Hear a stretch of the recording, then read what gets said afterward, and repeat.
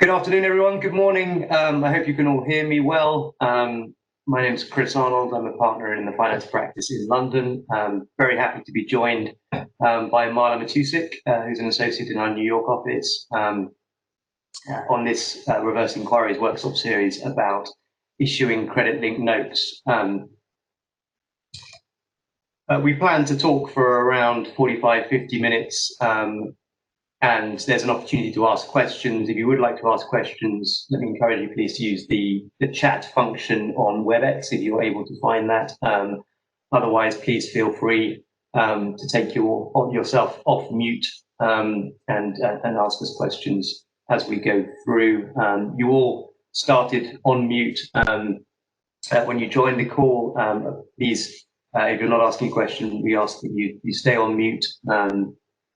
We're going to have CLE credit available for the session today. Hopefully, if you're looking for CLE credits, you should have received an affirmation form and an evaluation form together with the connection details. And we will announce the CLE code once during the middle of the presentation and once at the end. So please do make a note of the code if you are seeking CLE credits. CLE forms can be returned to the Mayor Brown address that was provided for on those forms.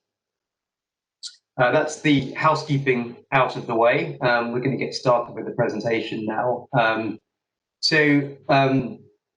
Just by way of background, I've been working with credit-linked notes and credit derivatives really my entire career.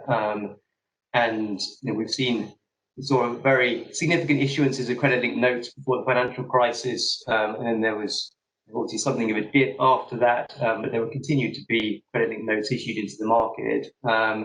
And just recently, in the last year or so, we've seen a bit of an uptick here at Mayor Brown with issuances and programs incorporating credit-linked note mechanics. And I've worked with Marla on a few issuances. And so we thought it would be a good opportunity to run a workshop series for clients and interested parties. For many of you, I'm sure this will be something of a refresher course on your existing knowledge of CLNs.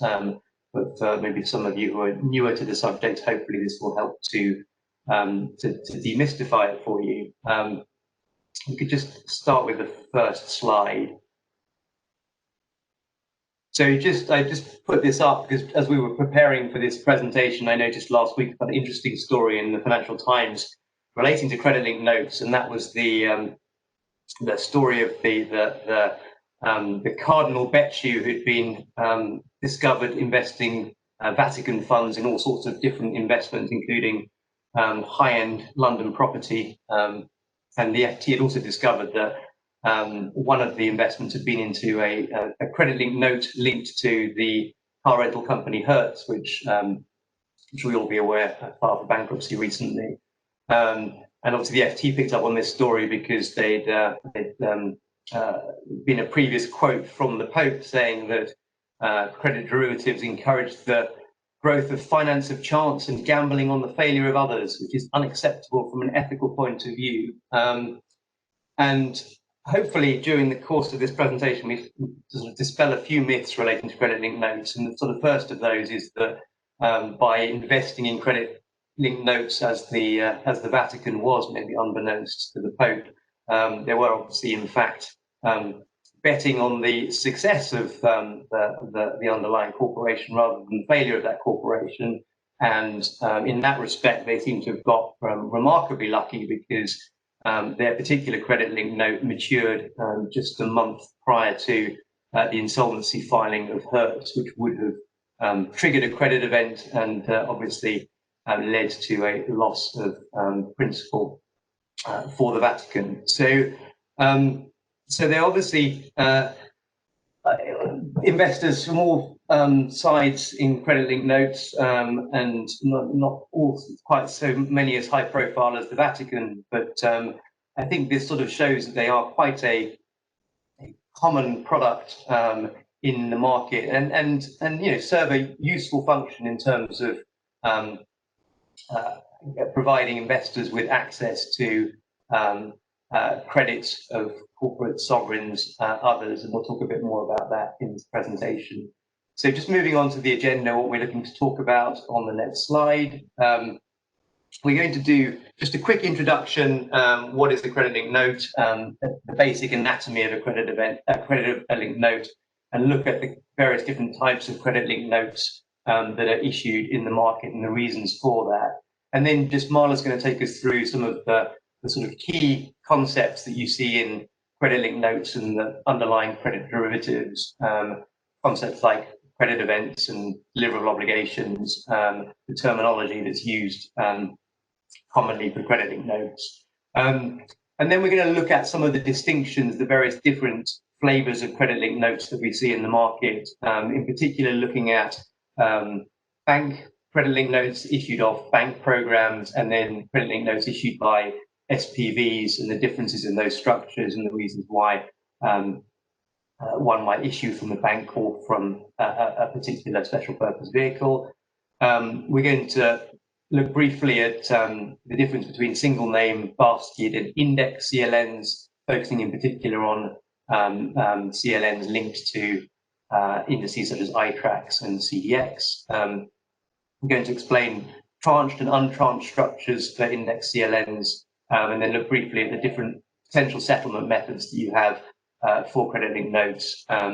Just going to spend a couple of minutes also looking at some of the basis risk that you might find between credit-linked notes and CDS. So one of the very important sort of questions that we ask first when working on credit-linked notes is, what is the hedge? What exposure are you trying to manage with this credit-linked note?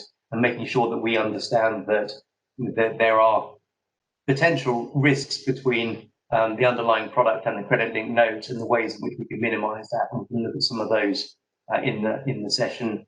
And then a quick look at the documentation and some of the US securities law, regulatory and tax issues just at the end. So I hope that is along the lines of what you were looking for when you signed up and dialed in. As I say, if there are questions as they go along, please do feel free to use the chat function. So with that, I'll just pass on to Marla, who's going to kick us off with the basic anatomy of a credit-linked note.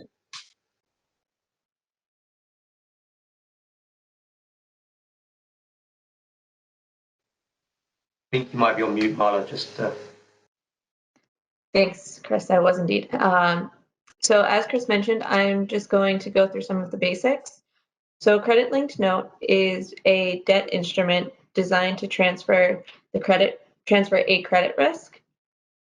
The credit risk of a reference entity or entities. And those entities can be a single entity, corporation, government, etc., or it could be baskets or indexes, just like you would see with any other type of structured note. With the quirk, which we'll discuss in more detail later, that in the case of a credit-linked note linked to an index, it's not as you would see in, say, the equity space, where it's truly linked to that index. It is instead linked to a basket based on the components of the index as of the trade date. And the payments on a credit-linked note will include coupons, a payment at maturity, and then a payment at redemption, provided a credit event occurs. On the next slide, we've laid out some of the basics. So as you can see from the first diagram, credit-linked notes are fully funded. So as of the issue date, the investor will pay the full purchase price, which is normally the par amount of the notes, and receive the CLN in return. And then their return on the note will depend upon whether or not a credit event occurs, with the caveat that for notes linked to a basket or index, it will almost take on a note of notes type feature, where the principal ends up being divided and coupon ends up being divided between each of those names. So provided a credit event does not occur, it will function just like a normal debt instrument. So you'll receive coupons over the term of the note, or paid in a lump sum at maturity. And at maturity, you'll receive the final interest payment plus a return of your principal. And credit-linked notes have all sorts of different interest provisions. So it could be a fixed rate, or it could be a floating rate plus a spread. The only real constant is that, of course, you get a premium in exchange for the additional risk that you're taking on. If a credit event were to occur on the reference obligations or with respect to the reference entity, both the coupons and the principal will freeze. So the note will freeze. All future coupon payments, if it's a periodic payment, will be forfeited, and the principal and final interest payment will both be held to be paid at the same time, even though the principal payment determination has not yet occurred. And then for baskets, this again happens in 2 steps. So the principal and coupon attributable to the particular reference entity will be frozen while the rest of the note continues on. So now that we've kind of covered the basic economics of the note, next I'll get into what that hedge looks like on the next slide. So for the hedge will largely be determined based on, the type of hedge will largely be determined based on the type of note, which really falls into 2 categories. What we would call a vanilla CLN is really based on a note where you're just replicating a standard CDS contract in fully funded form. And because it's just replicating that vanilla CDS contract, it's also just hedged with a similar vanilla CDS note. The one caveat here is we would normally look at both documents just to make sure that we're lining up the terms as closely as possible to minimize your basis risk. And then the second category is the more bespoke CLNs, which are a little bit more complicated. But in a lot of situations, these bespoke CLNs are themselves the hedge. So in that sense, there's not a new hedge. It's hedging exposure that's already on the issuer's balance sheet, or may be soon if it's not yet. And in this situation, this is where the terms of the CLN become a little bit more complicated during the note development process, just to make sure that we're capturing all of the relevant events and the relevant instrument without being over-inclusive where we don't want to be. And that's where you'll see kind of more work being done. In both cases, for both of these, I would just note that the notes themselves will borrow heavily from the ISDA CDS definitions. So you'll see terms and concepts very much the same if you're already familiar in the CDS world into the CLNs. And I think with that, I will be handing it back over to you, James. Thanks, Marla. Yeah, I think it's probably fair to say that we've seen interest in both types of CLN in recent months. We're seeing more issuers looking to build in CLN provisions into their structured note issuance programs, looking to set up new CLN programs. But we're also seeing a big growth, across the piece, with banks looking to do effectively originate to distribute trades. So looking with respect to new loans that they're extending, new credit that they're extending to borrowers, looking at ways in which they can offset that credit risk using different forms of instruments. And that may involve credit-linked notes. It may also involve lots of different other types of products, really depending on investor preference and depending on what the relevant bank is looking to achieve, what risks it's looking to pass along. So this slide here is really just looking at sort of several other products which are in many ways akin economically to credit-linked notes of one type or another, and so each of which can effectively mimic the sort of economics of what you might see in a credit-linked note, but have different advantages and disadvantages. And again, this is sort of one of the discussions that we may have at an early stage with clients who are looking to effectively syndicate the risk of a new loan or a new extension of credit as to what the best form of instrument that may be, or we may be talking to investor clients who are looking to take exposure to a particular credit that a bank has, and talking to them about what's the most effective way of them doing that. So, Mala mentioned already that often credit-linked notes are just a funded form of credit default swap. So, why would you enter into a credit-linked note rather than a credit default swap? I mean, in some ways, the credit default swap is maybe preferable for some parties because there's no need to sort of pre-fund your losses in full. So in most cases, in the credit default swap at CDS, you're not posting the entire potential loss at the outset.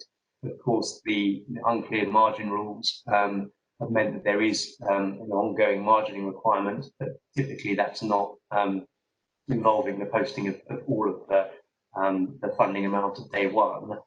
So you can use CDS as a more leveraged instrument. Obviously, you have to put up less money up front in order to take the full exposure to the full notional amount.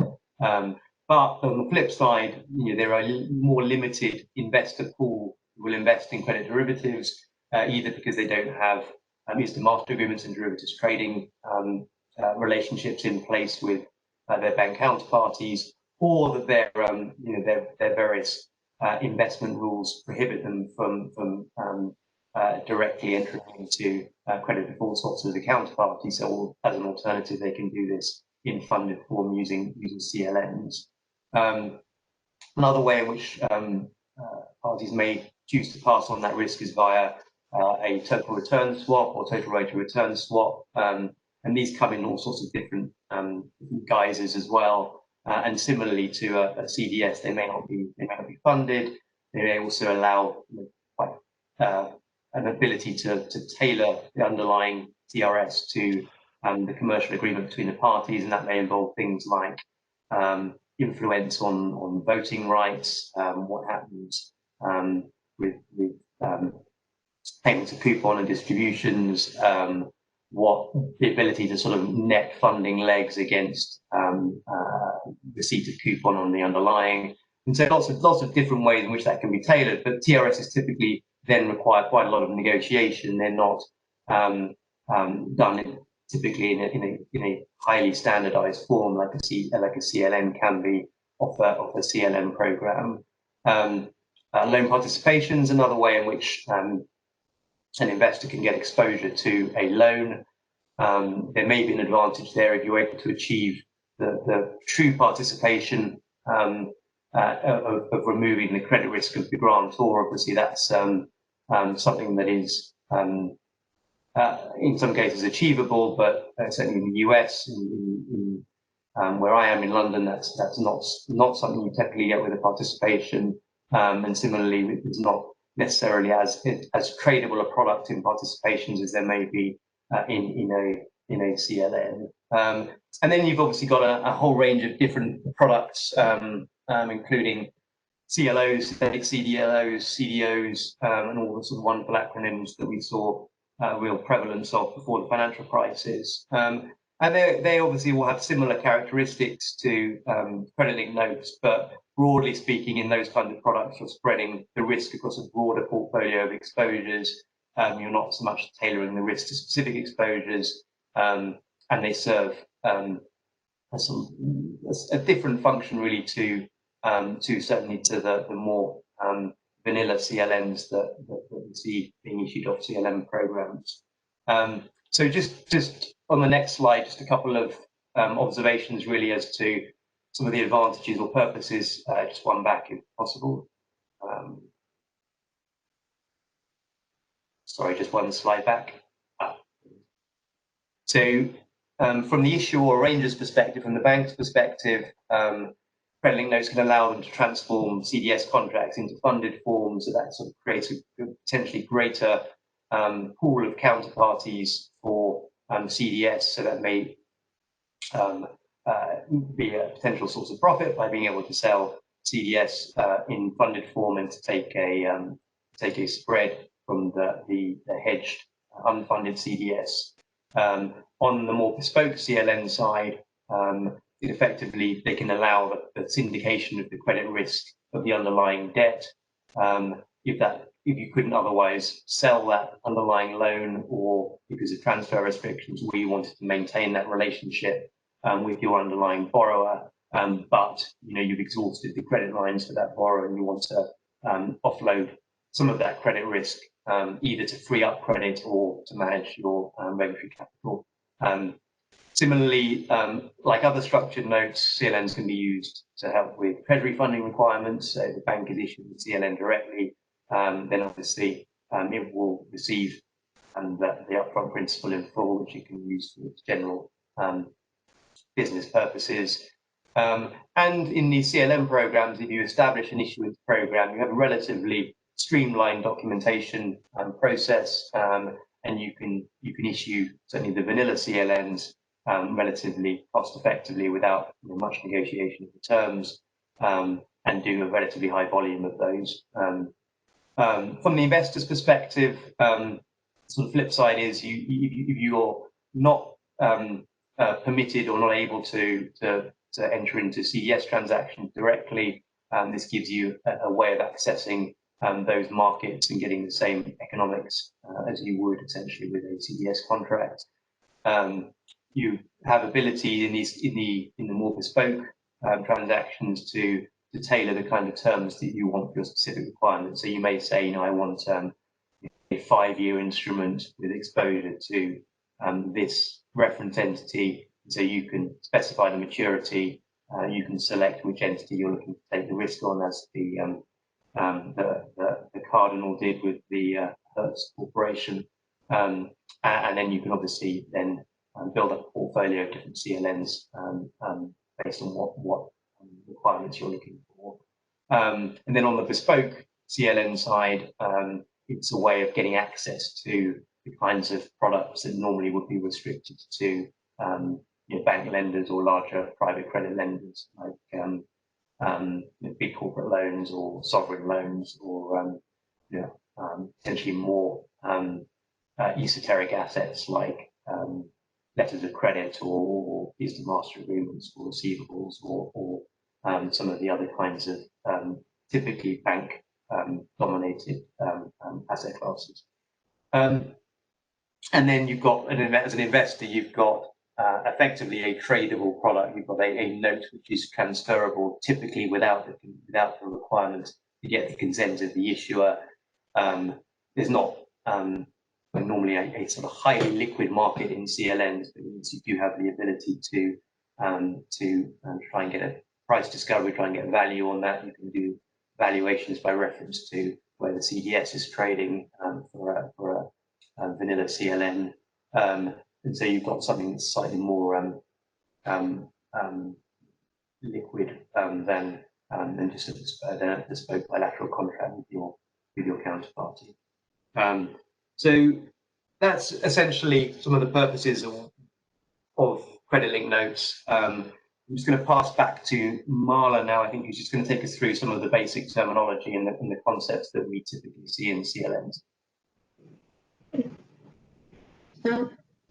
So yeah, I'll just do a quick and dirty of the main considerations that we'd be thinking about with respect to CLNs. So the first is obviously the reference entity, the actual corporation or other entity that would be issuing the obligations.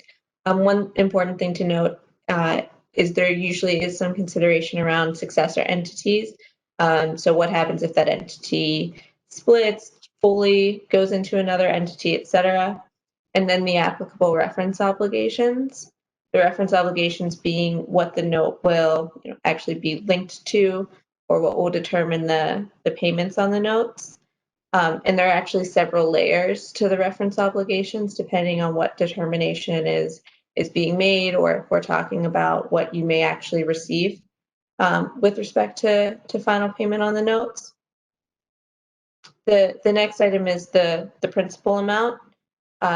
Normally, the principal amount will be in very high denominations, given the suitability concerns and the want to ensure sophisticated investors are the only ones purchasing the products, at least in the the US side. I know that can be slightly different in the European markets, but here we're pretty QUIB only.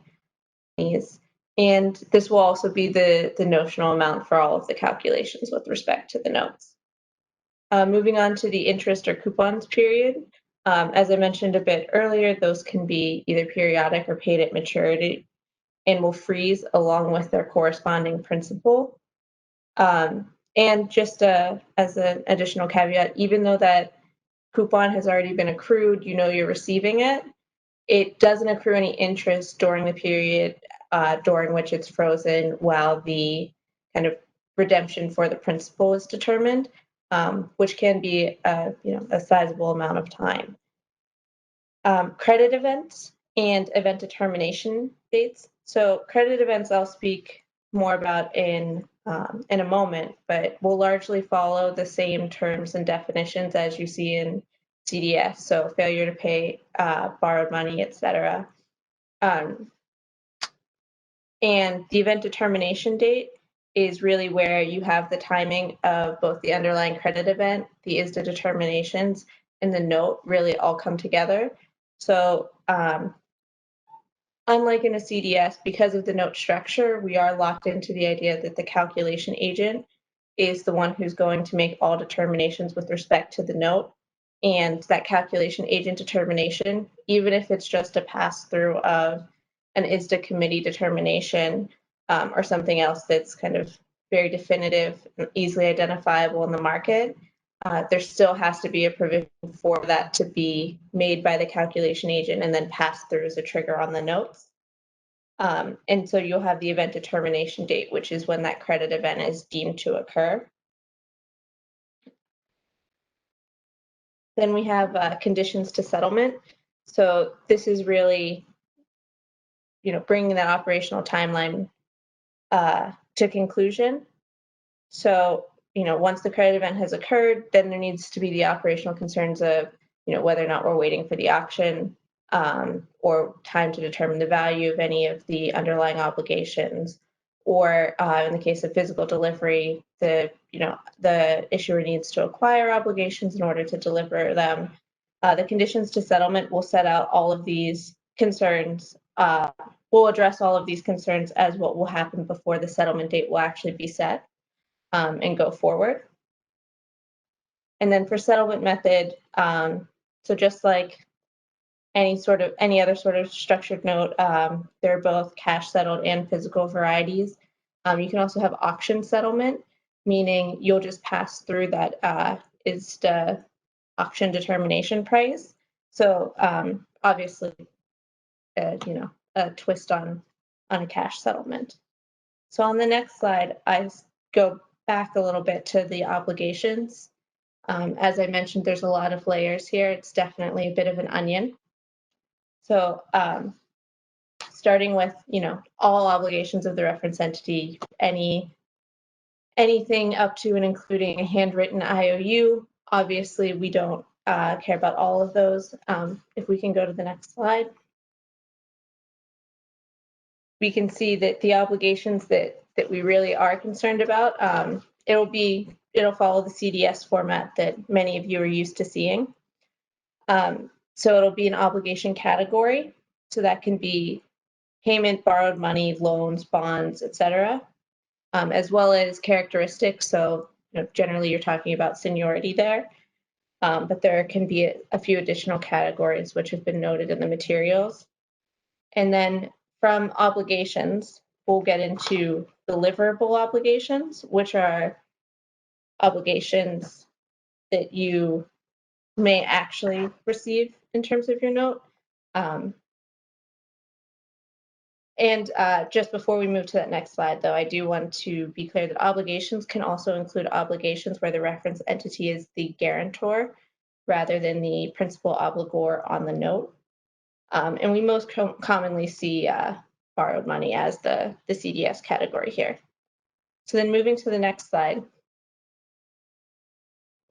we're then talking about deliverable obligations. So this is a subset of the obligations.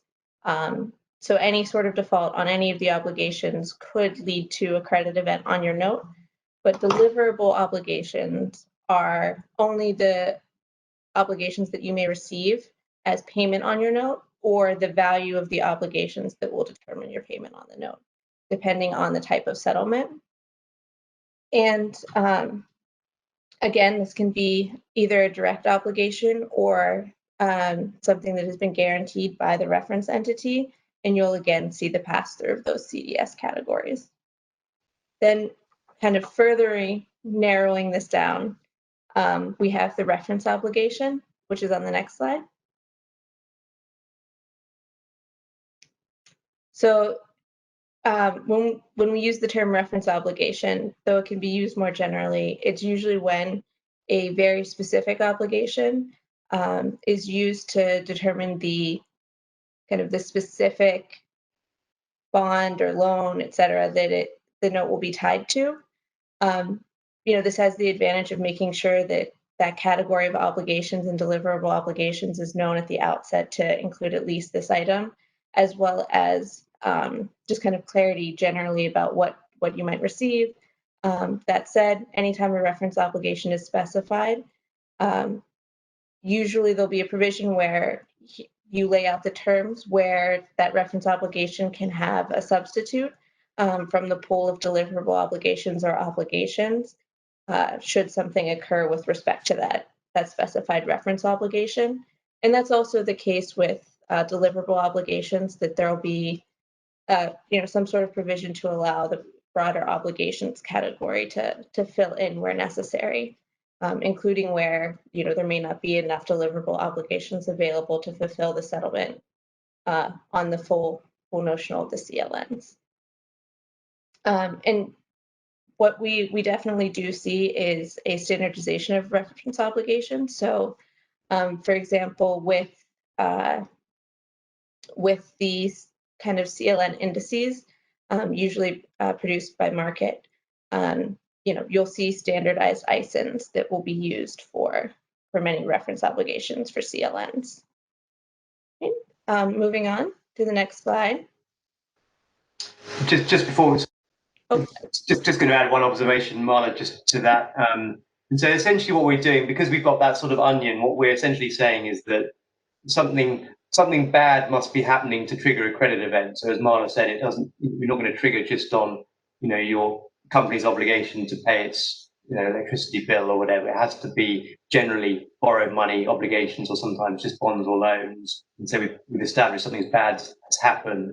The reason why we have a narrower subset for deliverable obligations or valuation obligations is principally because when there has been a credit event, what we're trying to do is establish what the recovery rate is for that particular reference entity on debt of that reference entity.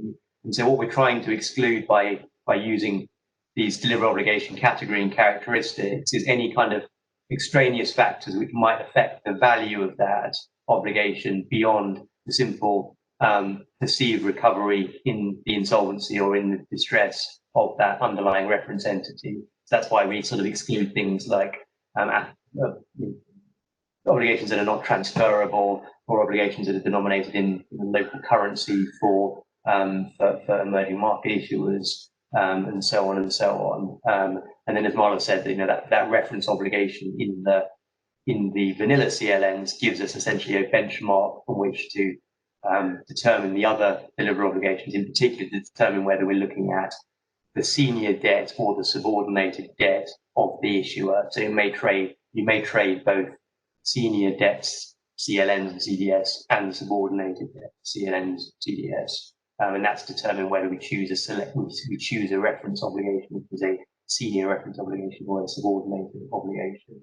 And then in those bespoke CLNs, we very much use that reference obligation concept to say, this is the particular obligation we're looking to hedge. And if you buy this credit-linked note, this is the obligation you are getting exposure to. So whatever the recovery is on this, or whatever happens with this, you may end up being either delivered this particular obligation, or we're going to be valuing this obligation in order to determine what your payout is in the event of credit event. Sorry, Mark, thanks. Oh no, thank you for adding that in. I get a little too into the details sometimes, so it's good to have the bigger picture. So here we see the credit events. So anyone who's used to working in the CDS space, you'll notice a lot of these are familiar. They're pulled directly from the definitions.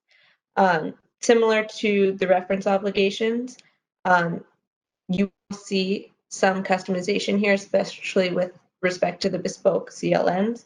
So for example, in a bespoke CLN where you've created a custom reference obligation that corresponds to a note where perhaps the issuer is one of the parties and could determine an event of default, or where it's not able to determine an event of default in its sole discretion, but wants to exclude certain defaults that could be later remedied. That would all come into failure to pay, where you would very much match those terms to the underlying agreement and what you wanted to achieve. But yes, I think all of these are, other than that, generally come almost wholesale from the definitions, as you would expect them to. And then moving on to the next slide, as I mentioned earlier, one of the things that also comes into this a lot is making sure to include, when choosing a reference entity, thought about what the successor entity would be and what qualifications an entity needs to meet in order to be considered the successor entity for purposes of the notes. And this is generally determined by the subset of obligations for bonds and loans. And you can have sole successors, multiple successors, generally depending on the mix of where those obligations end up. I think our next slide, we begin to talk a little bit about the different structures that the CLNs can take, depending on how they're issued. So for bank programs, which I'll address, and I think Chris will speak a little bit more to SPV programs. For the bank programs, just like any sort of MTN issuance, you would use the proceeds for general corporate purposes. They're not in any way segregated off. And the investor would have full recourse. So, a lot of times, and we'll talk about this when we discuss the documentation, CLNs in the US are done off of the existing structured note or MTN programs, and both your use of proceeds and your investor recourse is going to be exactly the same as it is for any other issuance under those programs. Similarly, the bank is fully within its own discretion on how and if to hedge. Obviously, in certain situations, the obligations that would be the hedge are already held by the bank, and the CLN is itself the hedge. And there's no connection between the bank between the bank's investors and the bank's hedge. So your hedge doesn't need to be disclosed, which can be particularly important depending on the obligations underlying the bespoke CLNs, because sometimes there are confidentiality clauses there that also need to be considered. And with that, I think, unless there are any questions or anything I haven't touched on, I'll hand it back over to Chris for a description of SPV issuances. Thanks, Marla. Yeah. So just looking at the diagram on the right here, so we see a very similar structure between the relationship between the investors and the issuer here. But instead of the cash proceeds of the issuance of the note going directly to the bank to use for its own purposes, what would typically happen in this SPV structure is that those proceeds are then used to purchase collateral to collateralize the obligations of the issuer under the CLN, and then the SPV issuer will itself enter into a relatively standardized CDS contract with the bank. And so not only will that collateral support the SPV issuer's obligations to its investors, it will also support the obligations of the issuer to the bank.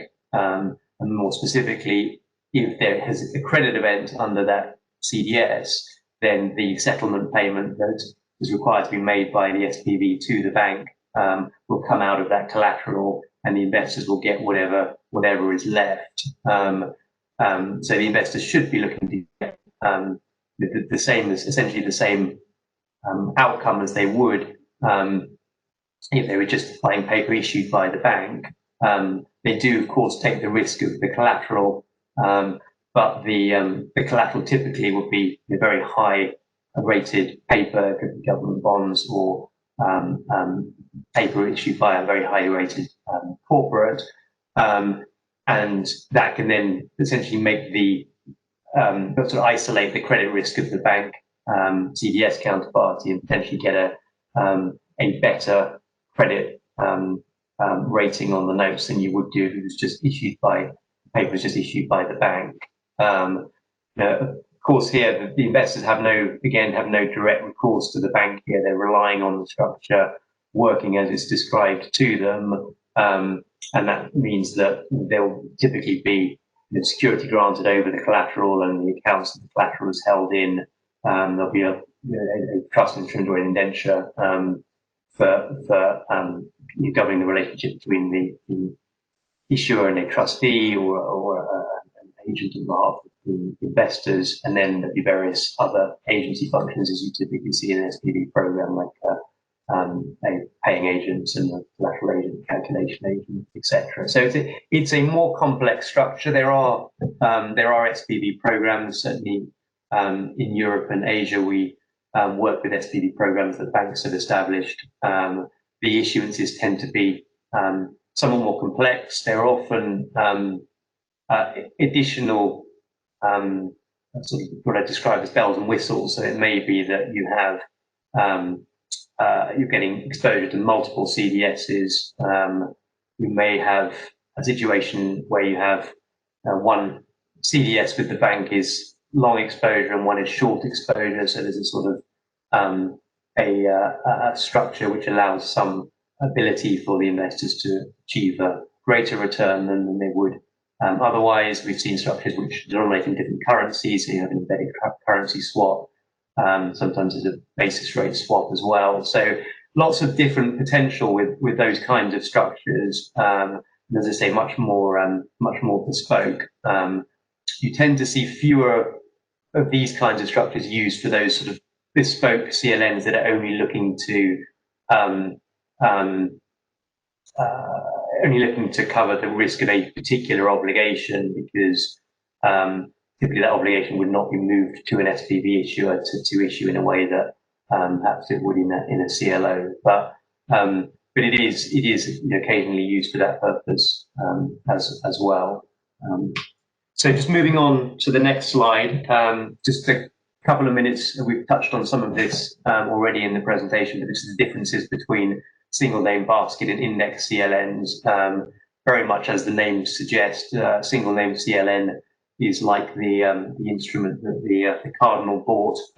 We've got one single reference entity, could be a corporate, could be a sovereign, and upon a credit event with respect to that reference entity, so that reference entity files for Chapter 11, like Hertz did, the CLN would be either cash settled by payment established in ISDA auction, or otherwise established by a dealer valuation process, or physically settled. So physical settlement, as we'll look at in a little more detail, it essentially involves delivering obligations of that defaulted reference entity in full settlement of the note.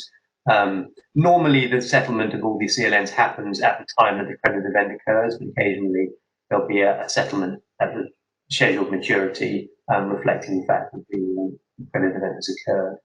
A basket CLN or a portfolio CLN, used somewhat interchangeably, is effectively you've got multiple reference entities that the investor is taking exposure to, and there's broadly two ways in which that exposure can be taken: either apportioned equally or in some predefined proportion between the various reference entities, which is, as Marla said earlier, essentially like buying, instead of buying one single name CLN, it's like buying 5 single name CLNs if you've got a basket of 5, and each of your total risk, your principal amount, the risk is allocated between those 5 CLNs. So you've got a $10 million CLN, then 2 million may be at risk for one entity, 2 million for each of the others. So there's a credit event, you settle that one entity, and then the remainder of your principal would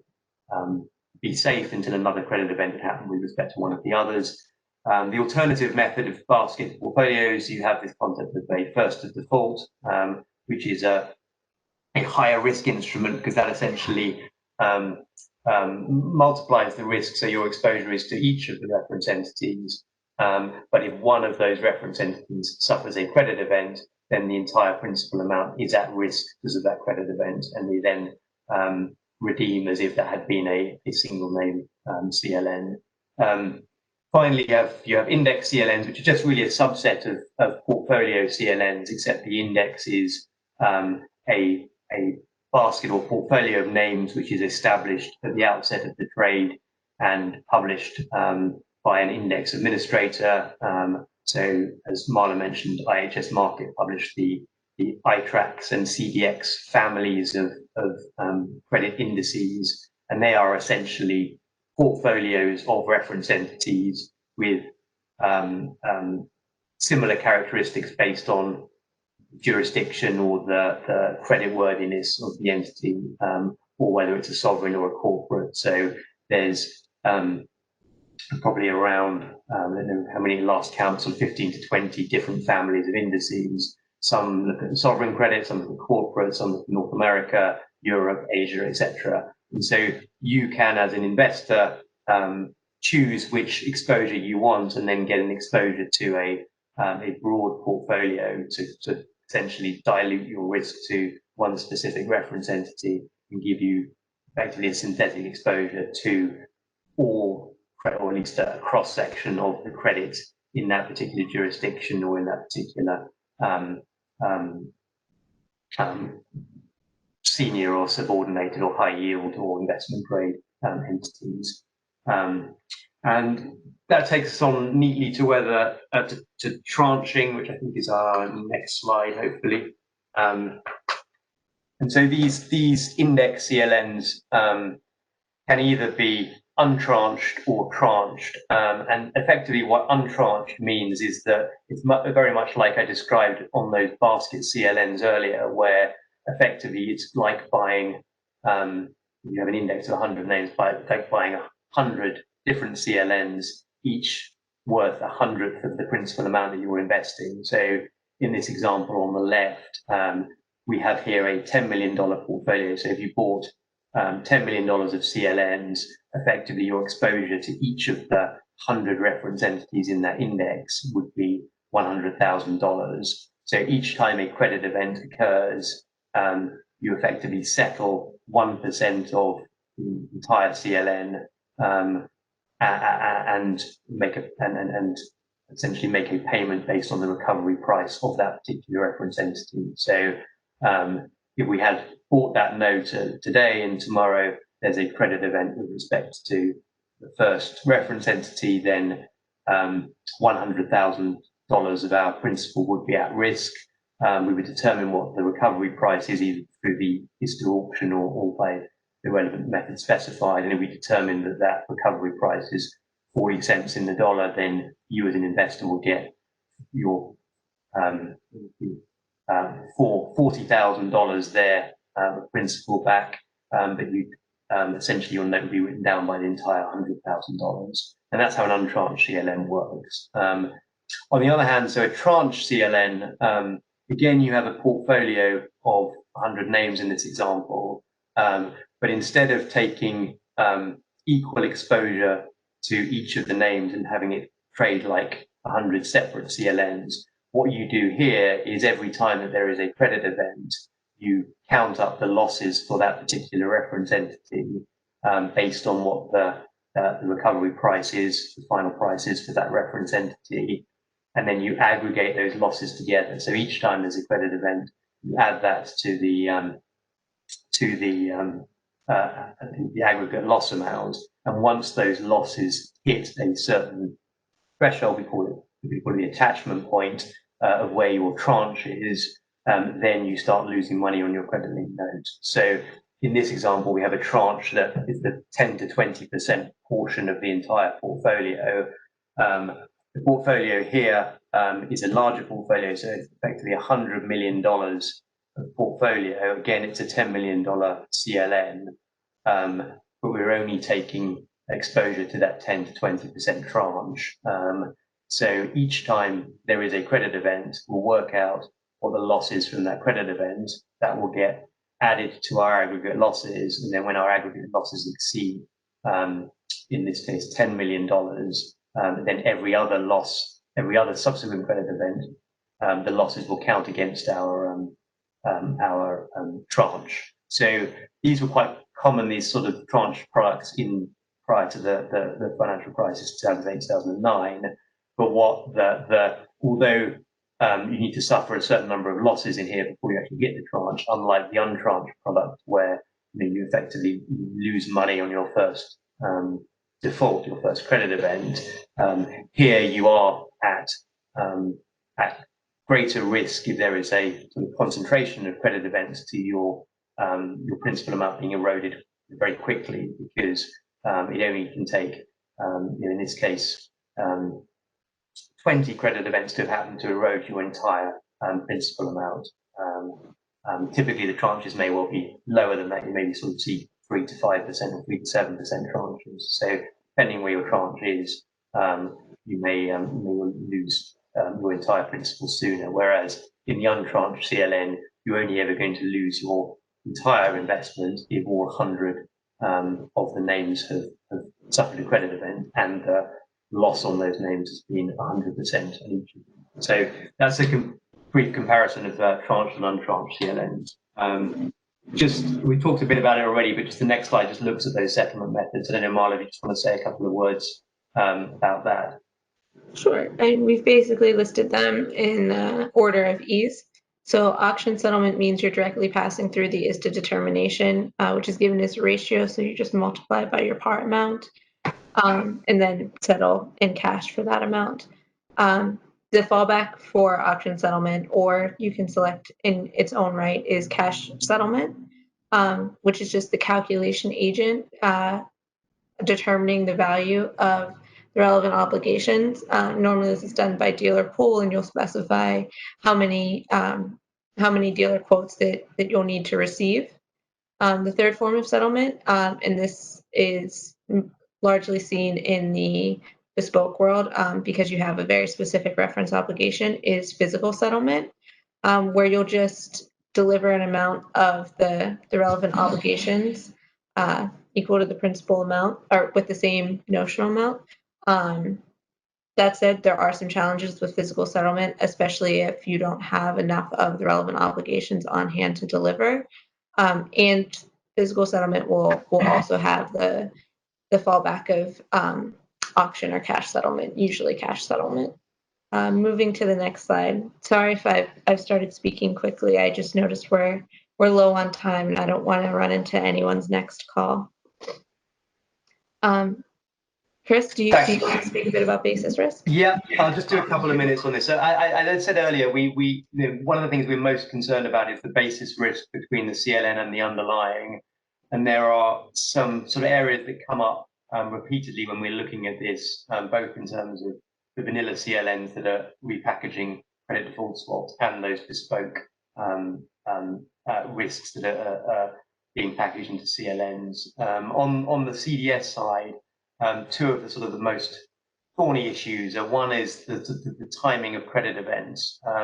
And this arises because under a bilateral CDS contract, then there's the ability for the termination date of the transaction to effectively be extended to wait for a determination that there has been a credit event within the relevant protection period. So if you have a year-long protection period and there's a credit event occurs on the last day of that, then it's not going to be for some time after that you're actually settling that event. Whereas if you have a credit-linked note, like most structured notes or most vanilla notes, you have a maturity date and you're expected to redeem the note on that maturity date. So the kinds of issues that can come up is that under under a standard CDS, you're given 14 days notice delivery period. So if there has been a credit event on that last day, you have another 14 days to deliver a credit event notice under your CDS. So of course, if you're hedging with CDS and your note runs to the same maturity as your CDS contract, then there's a risk that you miss that credit event, repay your investor and walk away with their money, and then you're on the hook for paying out on your CDS. Similarly, that happens with potential failures to pay can happen at the end of transaction. There's been a failure to pay with a grace period hasn't run yet. And of course, the determinations committees that decide whether there's been a credit event for most names these days can take some time to deliberate, sometimes a number of weeks to deliberate. So it's important in the terms of your CLN, if you are hedging the CDS, that you build in a buffer to allow for these kinds of events. And that can either be done by essentially having a maturity of your CLN that extends some way out beyond your CDS contract to allow you time to allow for those eventualities, or have a mechanism in your CLN that allows you to suspend redemption on the occurrence of certain events, whether there's potential failure to pay, whether there is a suspected credit event, whether a question is raised to the determinations committee, and so on and so on. So it's important to bear that in mind in terms of managing your basis risk. Another area which has been quite notable recently is also, as with other derivatives products, the CDS market has a habit of having various patches and fixes put in periodically by means of protocols. We saw that when the 2014 credit derivatives definitions came in, and more recently with the narrowly tailored credit event protocol. Now, these protocols are widely adopted by the market and then obviously update the terms of all credit default swaps between adhering parties, but they don't capture the CLNs. So what you want to do is build in a mechanism in your CLN to provide for the terms to be amended in accordance with those protocols as well. Otherwise, you're inviting a basis risk to emerge in the future between the terms of your CLN and your CDS. Next slide, just a couple of other problems that arise in the context of these more bespoke CLNs, and that really it sort of comes down to the nature of the underlying. So if I'm issuing a CLN that is trying to hedge my risk under a loan that I've extended to, it might be an emerging market government, or it might be a large corporation, I may be under confidentiality requirements, so there may be a default under that loan. But that hasn't been publicized. It's not like a sort of Chapter 11 filing, which is public to everyone, but I want to realize my protection at that point. So there may be problems with information flow between the underlying and the credit link note. So how do you solve those? Well, if you're able to at the outset, you might want to put provisions in your underlying loan which allow you to disclose in those kinds of circumstances. Or if you haven't, you may then in negotiation with your CLN investor to say, well, you have to trust us when you tell you there's a credit event, or you have to sign some kind of NDA for us to tell you, or we have some kind of third-party verification agent, or indeed, if your investor doesn't agree to any of those, that you just have to wait until the actual event becomes public, or you have to file a bankruptcy proceedings yourself in order to get that default publicized so you can settle your credit link note. Again, similar other issues around sort of the valuation and potential defenses that you may have under that underlying loan because of the sort of bilateral nature of the fact that you've originated that loan. And those are kind of risk allocation problems that we have to grapple with in the context of credit link notes. So that's all I was going to say about that. Just the next slide just shows one other sort of just graphical illustration, really, of some of the areas of basis risk that can arise. And this is a slide that I pull out in sort of CDS presentations just to show actually the complexity of CDS contracts, even though they look relatively standardized and simple these days. There's an awful lot of information and documentation under the water. So it's really impossible to legislate for every kind of eventuality that's going to happen. So it is very important just to when you're drafting a CLN, to be mindful of all the potential things that can influence your underlying CDS contract. Marla, do you just want to I think we're just 1 minute over time, so if you could perhaps just do 1 or 2 minutes on the documentation and the rest of the considerations. Sure, I'll be as efficient as possible. So the US documentation structure is very similar to any other structured note, where we'll use the existing MTN program or structured note program. You can use a CLN product supplement. When used, these, very similar to the ones in Europe, will just almost wholesale include the CDS definitions with kind of an on-off switch type provision. We normally don't recommend that just because of the nature of kind of the issuance activity we see in the US. So normally what you'll see is just one standalone pricing supplement on top of that MTN documentation. And that pricing supplement will contain all of the relevant definitions, but only the relevant definitions. And it will also include a lot of bespoke risk factors based solely on the reference entity and the settlement provisions that you've included. And often, because of the investors involved, these will also go straight to black. Then next slide. So some of the US specific considerations that we often see are investor suitability. So unlike in Europe, there is no retail market for CLNs in the US. It's really just sophisticated investors. And depending on the particular investor, we would recommend investor representation letters, particularly if it's not a QIB, if it's an accredited investor, say. And then the other thing that comes up a lot while we're doing these transactions is credit ratings. So the majority of CLNs aren't rated, but in certain instances, certain types of investors have requested it. This process does take a little bit more time than most are used to with other issuance types. The rating agencies, do take a bit of time just to get their handle on the documentation, and they usually won't start their review until they have a full set of draft documents.